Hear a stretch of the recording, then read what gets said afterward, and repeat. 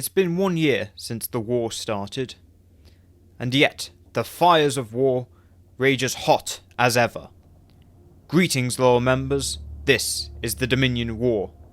Last month, the Alliance counterattacked at Chintoku and managed to secure the system from the orbital defences, but they are now held up on the planet's surface, dealing with the various garrisons. In the far north, the Battle of the Giants concluded. The Romulans took the Dominion base, but with heavy losses, and the Dominion retreated in good order with all 4 of their battleships. And then far to the south, Benzar was liberated by a joint Romulan Federation fleet. And this month, the door is slammed shut on Chintoku. Brutal ground battles have been breaking out across the system. There are multiple M-class planets and other various less habitable but still occupied planets and planetoids throughout the system. The Alliance are deploying ground troops to each and every one, and they are quickly becoming bogged down in these battles. If they can't secure the planet's surface, what this means is that they cannot establish good supply lines from the planet's surface. They need to secure the various forms of infrastructure, including antimatter reserves and refueling depots, dilithium supplies.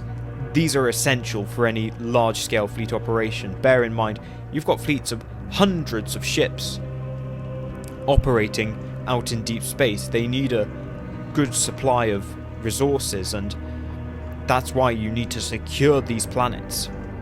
And because the Dominion are really dug in on the planet's surface, it doesn't look like they'll be going any further into Cardassian territory anytime soon. Furthermore, they've been boxed in on 4 sides by Cardassian and Jem'Hadar fleets. The Battle of Chintoku is very much shaping up to be a bit of a slugfest, and we'll see that playing out with all the casualties that come out of that system in the coming months.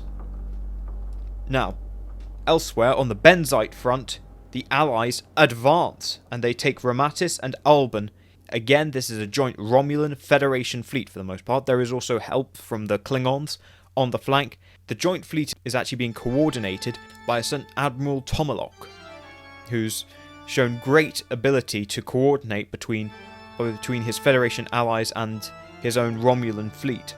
And this fleet is now really shaping up to be quite the steamroller. It doesn't look like the Dominion are going to be able to stop their advance anytime soon, and looks like this is just going to be one of many victories that this new task force is going to secure in the coming months. Now, further away on the Bolian front, the Dominion attempt to shore up their position at Beta Z.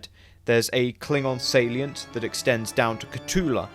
The Dominion attack this salient and drive back the Klingon fleet.